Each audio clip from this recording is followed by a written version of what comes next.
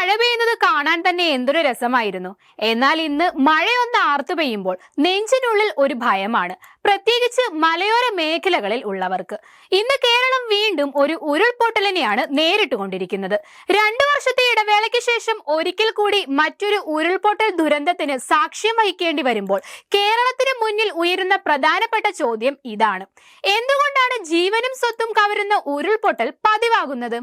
ഒരു കൃത്യതയുമില്ലാതെ പെയ്യുന്ന മഴ എപ്പോഴും അപകടകാരിയാണ്. അതിനു കാരണമോ കാലാവസ്ഥാ വ്യതിയാനവും. അതുകൊണ്ട് തന്നെ മഴയുടെ കൃത്യത നഷ്ടപ്പെട്ടതാണ് വലിയ തോതിലുള്ള മണ്ണിടിച്ചിലുകൾക്ക് വഴിയൊരുക്കുന്നത്. ഇതിനു മുൻപ് ഒന്നും താങ്ങേണ്ടി വന്നിട്ടില്ലാത്ത അത്രയും ജലം മണ്ണിലേക്ക് ചുരുങ്ങിയ സമയത്തിനുള്ളിൽ എത്തുകയും ആ സമ്മർദ്ദം മണ്ണിടിച്ചിൽ ഉണ്ടാക്കുകയും ചെയ്യുന്നു. ഈ അപകടത്തെ മുൻകൂട്ടി തിരിച്ചറിയുക വളരെ പ്രയാസമാണ്. നാസ അടക്കമുള്ള സ്ഥാപനങ്ങൾ ഇത് മുൻകൂട്ടി മനസ്സിലാക്കാനുള്ള ശാസ്ത്രീയ മാർഗം വികസിപ്പിക്കാൻ ഗവേഷണങ്ങൾ നടത്തി വരുന്നുണ്ട്. ചുറ്റുപാടിനെ നിരീക്ഷിക്കുന്നതിലൂടെ വലിയൊരു പരിധിവരെ മണ്ണിടിച്ചിൽ സാധ്യത തിരിച്ചറിയാൻ സാധിക്കും. മണ്ണിടിച്ചിലിന് തൊട്ടു മുമ്പായി വലിയ മുഴക്കമുള്ള ശബ്ദം കേൾക്കാറുണ്ട്. ഭൂകമ്പ സമയത്തും മറ്റും ഉണ്ടാകുന്ന തരത്തിലുള്ള ഈ ശബ്ദം അന്തരീക്ഷത്തിൽ മുഴങ്ങും. ഭീകരമായ ഈ ശബ്ദം ഭൂമിയുടെ ഘടന മാറുമ്പോൾ അന്തരീക്ഷത്തിൽ സൃഷ്ടിക്കപ്പെടുന്നതാണ്.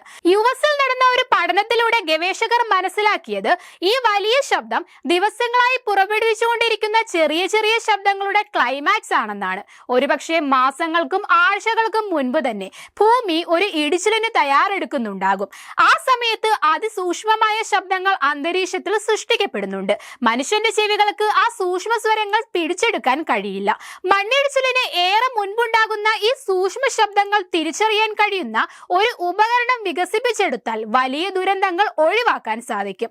ഇംഗ്ലണ്ടിലെ ലാബറോ സർവകലാശാലയിലെ എഞ്ചിനീയർമാർ ഈയിടെ ശ്രദ്ധേയമായ ഒരു ഉപകരണം വികസിപ്പിച്ചെടുത്തു. മണ്ണിനടിയിലൂടെ പോകുന്ന വെള്ള പൈപ്പുകളും എണ്ണ പൈപ്പുകളും ഗ്യാസ് പൈപ്പുകളും എല്ലാം തുടർച്ചയായി നിരീക്ഷിക്കാൻ ഉപകരിക്കുന്ന ഒരു ഉപകരണമാണിത്. മണ്ണിടിച്ചിലോ മറ്റേതെങ്കിലും പ്രശ്നങ്ങളോ സംഭവിച്ചാൽ ഈ സംവിധാനങ്ങളിൽ എല്ലാം തകരും. മണ്ണിനടിയിൽ ഉണ്ടാകുന്ന ഇത്തരം ചലനങ്ങളെ നേരത്തെ കൂട്ടി മനസ്സിലാക്കാൻ സൂക്ഷ്മ ശബ്ദങ്ങളെ പിടിച്ചെടുക്കുന്ന ഒരു ഉപകരണമാണിത്. അന്യശബ്ദങ്ങൾ, അതായത് നോയ്സുകൾ വേർതിരിച്ച് നീക്കം ചെയ്ത് പ്രശ്നകാരിയായ വലിയ ശബ്ദം ഉണ്ടെങ്കിൽ അത് നമ്മളെ അറിയിക്കും. ഈ സാങ്കേതികത മണ്ണിടിച്ചിൽ നേരത്തെ കൂട്ടി തിരിച്ചറിയാൻ വേണ്ടി ഉപയോഗിക്കാവുന്നതാണ്. മണ്ണിനടിയിലെ ചലനങ്ങൾ വളരെ ചെറുതായിരിക്കും. എന്നാൽ മൺതരികൾ പരസ്പരം ഉരസുന്നതിലൂടെ സൂക്ഷ്മമായ ശബ്ദങ്ങൾ പുറത്തേക്ക് വരും.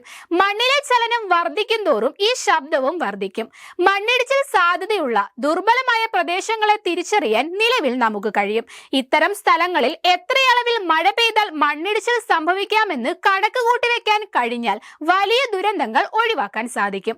മണ്ണിനടിയിൽ ജലം കനം കൂടി സൃഷ്ടിക്കുന്ന സമ്മർദ്ദത്തെ അളക്കാൻ പിസോമീറ്ററുകൾ പോലുള്ള ഉപകരണങ്ങൾ ഉപയോഗിക്കാം. മണ്ണിടിച്ചിൽ തുടങ്ങുന്നതിന് മുൻപ് വലിയ ശബ്ദങ്ങൾ കേൾക്കും. ഇതാണ് നിലവിൽ നമുക്ക് മുമ്പിലുള്ള ഏക ആശ്രയം. സാങ്കേതികമായ പരിമിതികളെ മറികടക്കാൻ നമുക്ക് ഭാവിയിൽ കഴിഞ്ഞേക്കാം. അതുവരെ പ്രകൃതി നൽകുന്ന സൂചനകളെ തിരിച്ചറിയാൻ ശ്രമിക്കണം.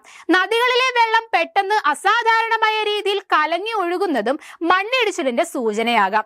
മരം കൊണ്ട് നിർമ്മിച്ച വാതിലുകളും ജനലുകളും എല്ലാം പെട്ടെന്നൊരു ദിവസം അടയ്ക്കാൻ ബുദ്ധിമുട്ടുണ്ടാകുന്നുവെങ്കിൽ ഭൂമിയുടെ ഘടനയിൽ മാറ്റം വരുന്നുണ്ടെന്ന് ഊഹിക്കാം. റോഡിലും മറ്റിടങ്ങളിലും എല്ലാം വിള്ളൽ ദൃശ്യമാകുന്നുവെങ്കിൽ ശ്രദ്ധിക്കണം. മുമ്പില്ലാത്ത ചെറു നീരൊഴുക്കുകൾ രൂപപ്പെടുന്നതും അപകടത്തിന്റെ സൂചനയാണ്.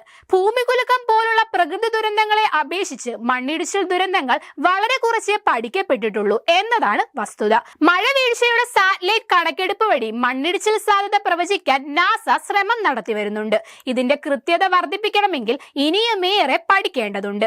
മണ്ണിടിച്ചിലിന് ഏറെ സാധ്യതയുള്ള പ്രദേശമാണ് കേരളം. കോവിഡ് പഠനം നാം ഏറ്റെടുത്തതുപോലെ മണ്ണിടിച്ചിൽ പഠനങ്ങളെയും ഏറ്റെടുക്കേണ്ടത് ആവശ്യമായി മാറിയിരിക്കുന്നു.